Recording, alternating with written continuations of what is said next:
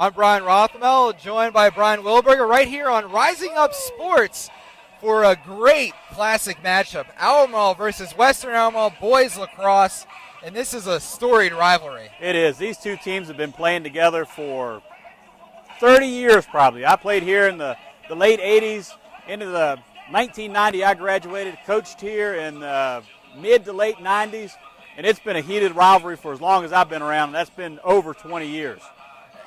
What's it like trying to get up for this game? Oh, you don't need to get up for this game.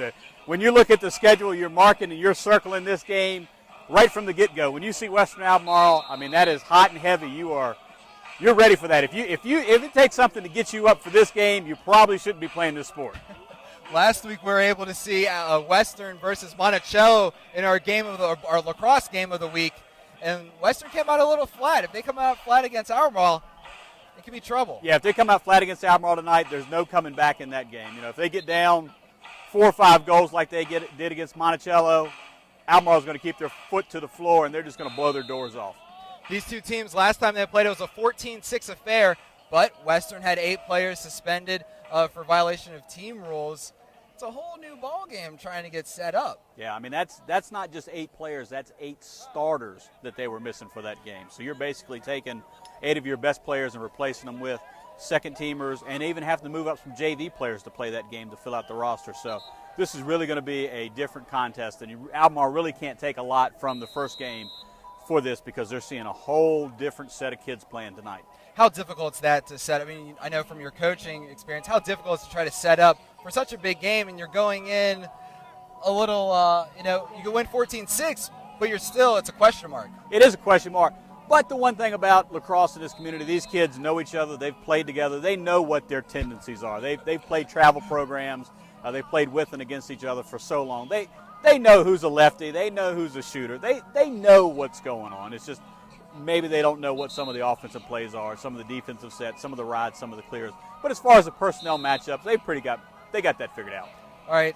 We were able to see Albemarle earlier this week in a victory over Fluvanna, 18-0. A little hard to judge in difference of competition level. But what do you think the Patriots need to do to try to come out and give trouble to the Warriors? Well, I think what the Albemarle needs to do, they need to do like Monticello did last week. They need to control the face-off. They need to control the tempo of the game. They need to have as many possessions as they can early, put some points on the board, get that spread out there, get a lead.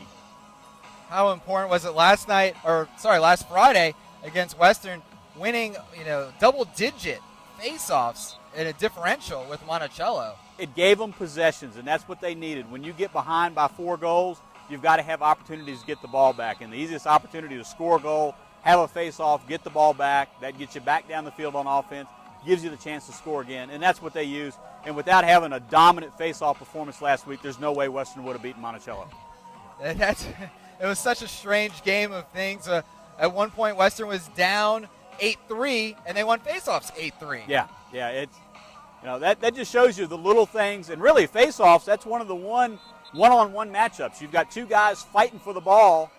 One of them's got to come up with it, and it just happened to be that every time, or almost every time, Western was coming up with it. So it's going to be a good, hard matchup tonight. I see Albemarle's over here working diligently on face-off, so they may have watched the Rising Up Sports Network and seen what happened last week, and they're taking some extra practice time to work on their face-offs tonight. Also in the last game, we were able to see Western kill off lots of penalties.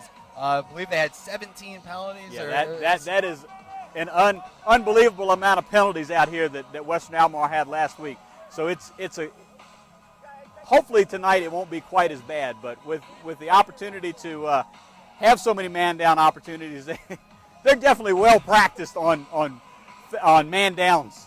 So hopefully they won't have to use it as much this week, but as many as they had last week, I haven't seen that big of a differential, 17 to maybe 2 or 3. So that's amazing.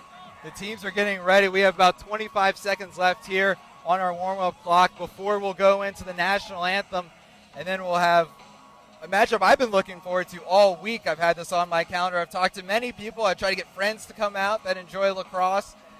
We enjoy sports. Yeah, You're enjoy this. We've got a great crowd here tonight. Albemarle fans, Western Albemarle fans. We've got fans on the other side. I mean, this is going to be a rocking place tonight. Really is.